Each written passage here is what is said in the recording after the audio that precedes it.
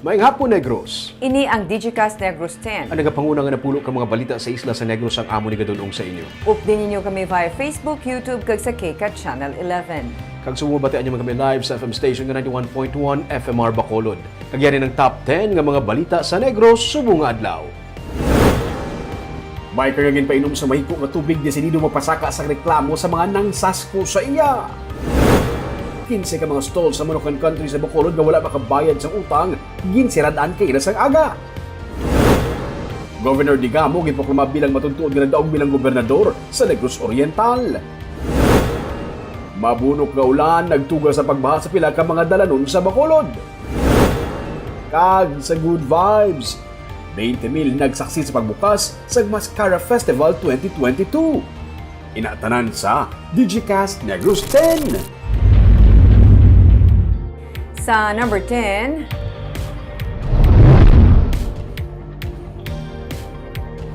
sa malawig kag mabunok nga ulan sa pila lamang ka oras, may pagbaha sa pila ka mga dalanon. May gasoline station naman nga ang kisame nahulab.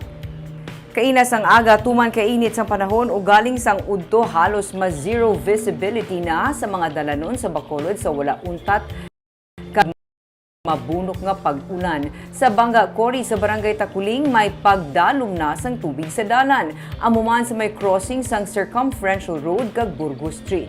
May isa ka gas station malapit sa Bacolod City Government Center nga nagkahulab ang kisame. May mga motorista nga na-stranded bangod sang kakusog sang ulan. Sa weather advisory sang Pag-asa subong nga adlaw, wala sang bagyo, wala sang low pressure area kag wala man sang bagat. Duha lang ka weather system ang nagaapekto sa Pilipinas, ang easterlies kag intertropical convergence zone o kun ITCZ.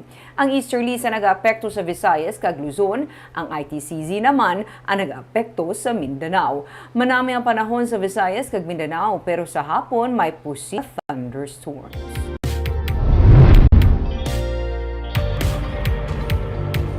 Sa number 9, Provincial Health Office sa Negros Occidental naka-record sang siyam ka mga napatay bangod sang suspected rabies. Isa naman ang kumpirmado nga napatay bangod sang rabies as of October 3. Makaalarma ang among sitwasyon sunod sa PHO. Sunod sa kay Rafael Marmolejo III, ang rabies coordinator sa PHO, ang pinakauli nga suspected case ng rabies amo ang anong gabata gikan sa San Carlos City.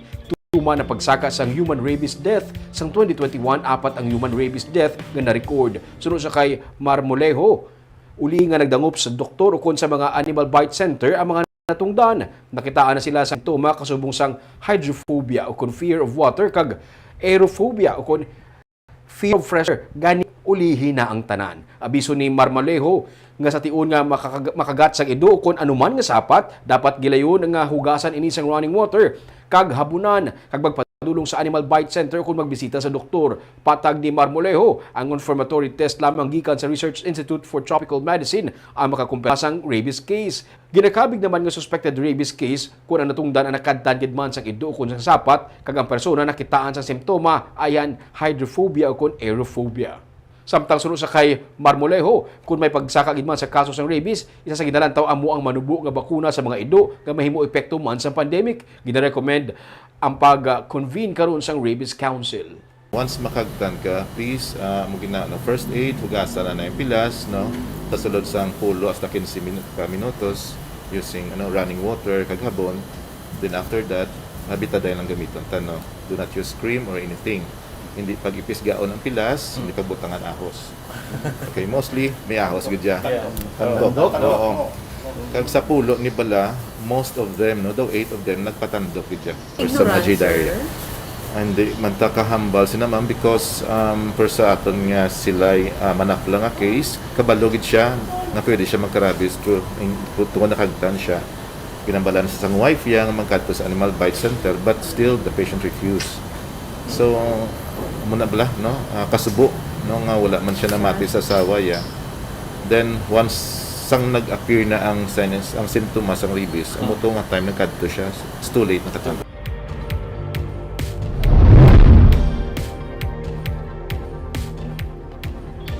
Sa number 8, sa ika-anom nga semana, padayon ang pagnubo sang kaso sang dengue sa Western Visayas. Magluwas na lamang sa Capiz nga padayon naman nagasaka. Sa Morbidity Week 38 kung September 18 to 24, 2022 nga semana, 192 ang bag-o na report nga dengue cases sa Region 6. Sunod sa DOH, ini ang ika-6 nga semana nga manubo sa 500 dengue cases ang gina-report. Ang Negros Occidental ang may pinakamataas nga new dengue cases nga na-report, 75. Sunod kay Dr. Ernel Tumimbang, ang Provincial Health Officer, nakabuligid man ang todo nga kampanya kontra dengue, rason nga nagapanaog ang dengue cases sa karon. Labing importante ang matilo nga palibot para mapamatukan ang pagsaka sang dengue. Nagasunod ang kapi sa Negros Occidental sa may pinakadamo nga new dengue cases, 33. Pero sunod sa DOH, ang dengue cases sa Capiz ang padayon nga nagasaka. Nagasunod sa Capiz ang Iloilo Province, 31 new dengue cases. Isa naman ang bag-o nga dengue death nga na-report kag ini ang gikan sa Antique. It might be nga ang proactive bala sang Negros Occidental kay nagdengue karawanta mo in each and every LGU. Again, it is not just that time nga ginobratan ni. It is just reminding people nga nagasaka ang dengue. It's better that they know rather than waigid sila kabalo. So, amo tong purpose ang dengue karawan nga ang kada LGU pabalunta nga nagasaka ang dengue sa Negros Occidental. Sa number 7,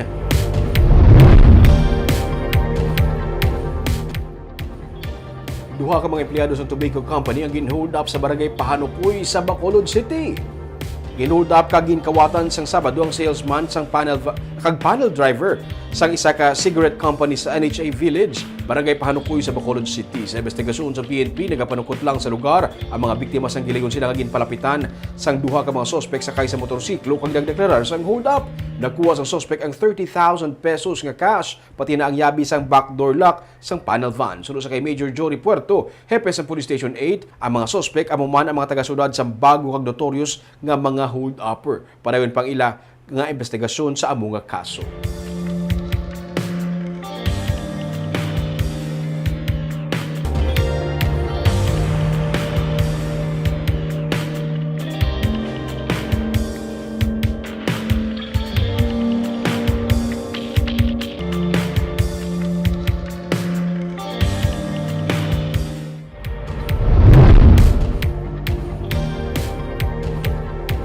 Sa number 6, angkas patay, driver sa motorsiklo pilason matapos ginluthang sang riding in tandem.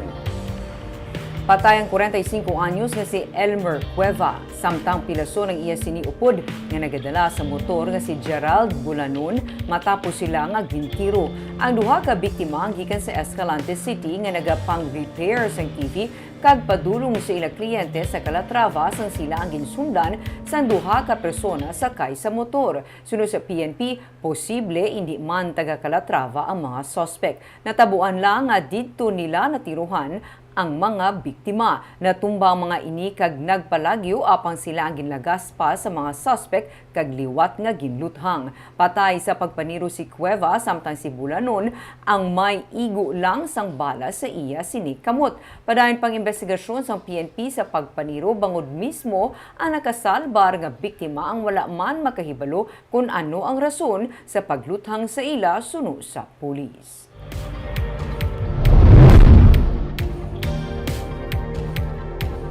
Sa number 5, ang Progressive Alliance of Capital Employees upon pace nagalaom sang patas nga investigasyon sa 18 ka mga empleyado sa PDMPD nga ginapanaugan sang show cause order. Sunod sa kay Renelo Lastieri, ang presidente sa PACE, wala nila ginatugutan ng anuman nga misbehavior sa mga empleyado sa Kapitolyo Provincial, pero dapat hatagan sa due process ang mga personnel na lakip sa gipapanaugan sa show cause order ang 13 ka mga driver, isa ka utility worker, 3 ka mga administrative aid kag isa ka special operation officer sa Provincial Disaster Management Program Division. Damlag pa sunod sa kay Provincial Legal Officer Alberto Nelias Jr. Ang mga driver ang wala nakakomply sa gina-require nga pag-submit sa trip ticket. Ang nabilin sunod sa iya, may kaangtanan naman sa ilang pamatasan o kun behavior. Dugang pa nila Stiere, ang tikang sa legal office ang dapat magaserbi ng eleksyon sa mga provincial government worker nga magsunod sa mga patakaran kag maghatag sa nagakaigo nga pagtrato sa mga kliyente kag mga kaupod sa trabaho.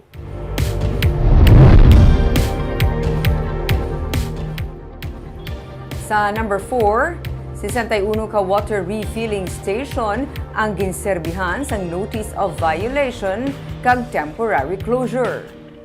Ginsugura na sa City Legal Office Enforcement Unit ang pagserbe sang notice of violation kag temporary closure sa 61 ka mga water refilling station sa Bacolod sinila nga hapon. Kalabanan sa mga water refilling station napaslawan magkuha sang sanitary kag business permit. Gani ginhatagan sila tubtob October 31 para mag-comply sa permit. Suno kay City Administrator Attorney Boyet Maghari, ang temporary closure kabahin sang tikang agud man mapangapinan ang pumuluyo sa kahangawa nga dala sang kumpirmado nga kaso sang kolera sa Bacolod. Nag-abiso naman ang syudad sa mga naga-operate nga water refilling station nga magdugang sang supply sa ginaproduce nga purified water agud mapun-an ang supply samtang serado ang 61 ka mga refilling station. Permit para ma-assure mo ng public ang ato ni ang tolerable ang threat nang dapat ma-check ng inspection ng safety But have we set until compliance. deadlines for them to comply with the permits and all? I believe they will set a deadline for themselves kasi hindi sila ka-brain, hindi sila ka-negosyo mo. So, ang nalantaw na damon, mag-analyze ang tubig, mga 5 days na nandaan. So, at the very least, guro, ma-stop in as operations for a week.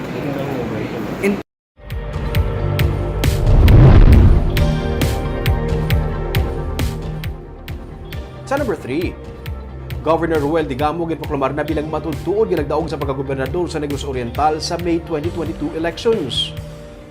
Makita sa post ng official Facebook page ni Governor Digamo ang pagproklamar sa iya sang Special Provincial Board of Canvassers sa Comelec kainas ang aga. Kabayan sa ginpost ni Digamo ang resolution sang Board of Canvassers na si Digamo amo nangin madinalagon sa piniliay sang May 2022 elections matapos idugang sa iya ang nakuha nga boto sa Nusan's candidate nga si Ruel Digamo kon Grego Gauja Digamo. Kapag canvass ang boto, nakakuha si Digamo sang 331,726 votes kontra sa 301,319 votes nga nakuha sang una nga deklarar nga gobernador nga si Henry Teves. Ginpahayag ni Governor Digamo sa sining nga post nga justice is served kag iya pasalamatan ng iya nga mga taga-suporta. Samtang ginpost man ni Teves sa iya sining nga Facebook page ang iya sining nga pahayag sa interview nga kun imando sang DILG handa siya nga magbiya sa iya nga pwesto bilang gobernador sa probinsya. Sa number 2,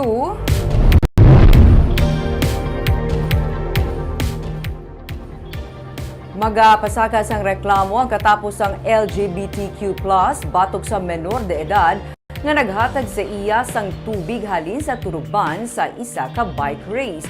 Ginapagkamalaot naman sang organizers ang ginbuhat sa mga kabataan nga wala man sang labot sa kompetisyon. May report si Romeo Subaldo. Una nga nag-viral sa Facebook ang ini nga video. May isa ka grupo sa mga bikers nga nagalantaw sa bike race sang kahapon nga nagabantay sa mga competitors. Ginduhulan sang botelya nga may tubig kag ginpainom sa isa sa mga bikers kag ginbas siya sa iya. May nagsabat pa sa video nga halin sa sapa ang tubig. Dugay-dugay, may isa pa gid ka video nga nag-viral man. Ang aktual nga pagkuha sang tubig sa sapa kung sa diin may nagatubog nga karabaw. Dili na kumpirma sang organizers ang first Balikihom XC race nga mahigko ang tubig gagin painom sa participant. Suno kay Roseller Jojo Ramos, giliw nila nga gin-contact ang 3 ka mga kabataan. Isa lang ang nagsabat kag nag-ako nga iya mga kaupdanan ang nangsasko. Sa kainit sa ginhimo nga pagsasko, kag gin-post pa sa social media, suno sa kay Ramos, desidido ang ginsaskuhan nga magpasaka sang kaso. Mothers ang nagpainom gid na reach out na siya Sa inyo? sa victim. Sa victim. Sabi. Amo na try man namon tawag at sila mapabarangay na lang kami kasi siya maseto siguro kasi mapasaka di kaso ang biktima. Nagambal siya, sir? May plano siya mapasaka kaso? Yes sir, kay tigdogin sa squad siyang lain lang sir kay din kagawan pa bila. Nag-impost pa gid siya. Ang inusa mismo nga nagpainom sa tubig sa participant ang nakikangot man sa biktima para mahusay kag natala na sila nga mag-atubangay sa barangay. Pero may tao kutuya nga gibutang as marshal. Galing din na gid nila sir, hindi gid siya mamati. Inaplay ang mga rowdy gid mga karabaw. So pinapanghaboy nila para hindi matindog masaylo ang karabaw. Timayo lang bala kun pagtindog sa mga Carabao, ay biker malabay. Oo, Hindi na sabay sila sa Amon Marshall na sabayan. Basta ba't pa makuhan pa pala. Gid pa kamalaot sa organizers ang ginhimo nga pagsasko kag gina-assist nila sa karon ng tagreklamo sa pag-file sa complaint na pablatter naman sa PNP ang among insidente. Ang mga minor de edad ang iba na sa mga organizers sa mga race. Ang insaskuan nga participant amo nanging kampyon sa LGBTQ category. Kag sa numero 1 sa mga balita, subong nga adlaw.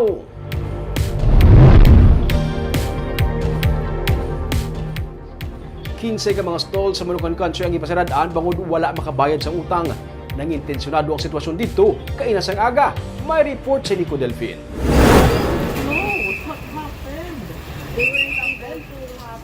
Nakibot na lang ang pila ka mga customer sang sirado na ang pila ka mga stall sa Manukan Country kainasang aga.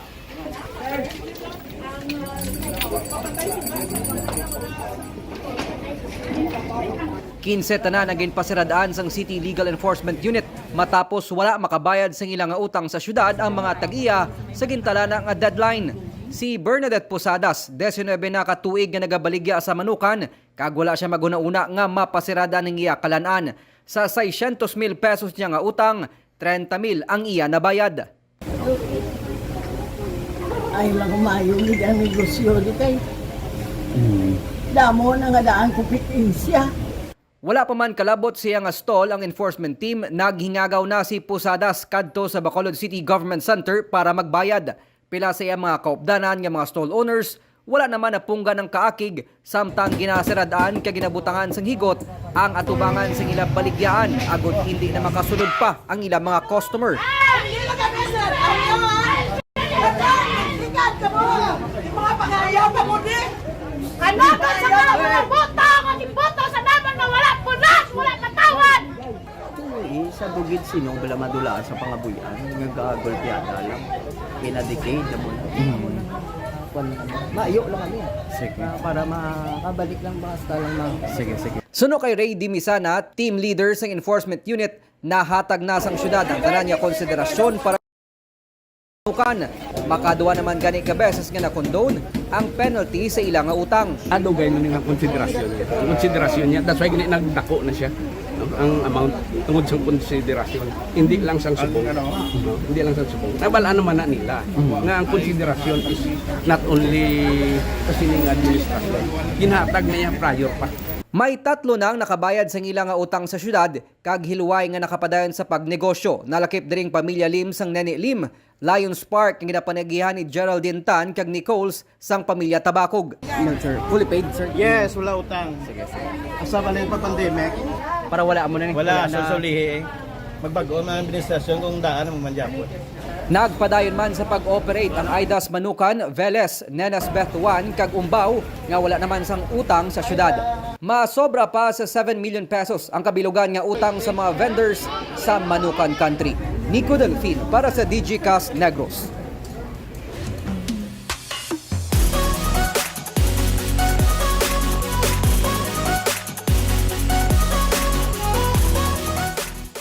Sa Good Vibes, 20,000 ka mga tumalanaw ang nagdagsa sa pagbukas ang 43rd Mascara Festival. May report si Nico Delfin. Bisan nagtupa pang ulan, nagdugok ang kapin 20,000 ka mga tumalanaw sa kick-off sa Lubong Party para sa pagbukas ng Mascara Festival sa Bacolod City Government Center sang Biyernes ang gabi. Ang singer-composer nga si Rico Blanco ang naghatag sang kakunyag sa mga tumalanaw.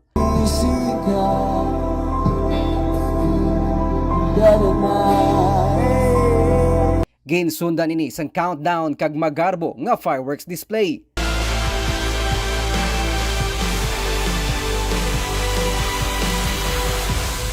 Muna niyang iprepahanta para sa pinakatahong nga Mascara Festival.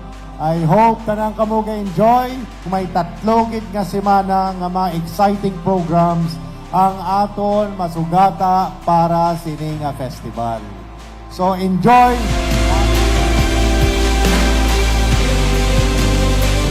Super Mascara Festival nga after 2 years liwat kita nga makaupoday face to face, balik ang yuhom sang mga taga-syudad sang Bacolod. Dungan sang bike fun ride sa unang adlaw sang Mascara Festival, liwat man naging buksan ang Mascara by the Bay sa Baywalk sa Reclamation Area.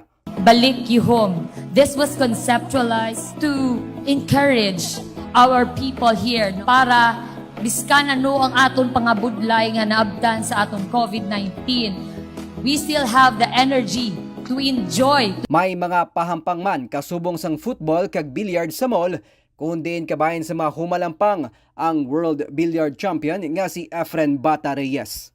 Nico Delfino para sa DGCast Negros. Barb, sa weekend, mapasagal mo gina Mascara fever. Traffic, kadapos ang tao. Oo, kag dapat ning importante gid tungod nga nagsugod na. Kabalo ka gid sa mga time Correct. kung saan mag-close ang mga certain nga roads. Kagina ko na sa late sa eskwelahan, kay nalipat sila nga sarado ang mga dalan. Dapat i-update sa sa mga, kundi na may mga events nga lugar para likaw sa traffic. Kaagam ito mga balita sa Negros subong nga adlaw. Kay man sa panahon karon importante nga may ihibalo ka sa nagakatabo sa imo nga palibot. Kung dapat balanse kag eksakto mga impormasyon. Padayon kami nga magapangalagad sa Negrosanon. Ako si Barbara Mijares. Tugtog sa buwas, ako naman si Romeo Subaldo, mayong hapon.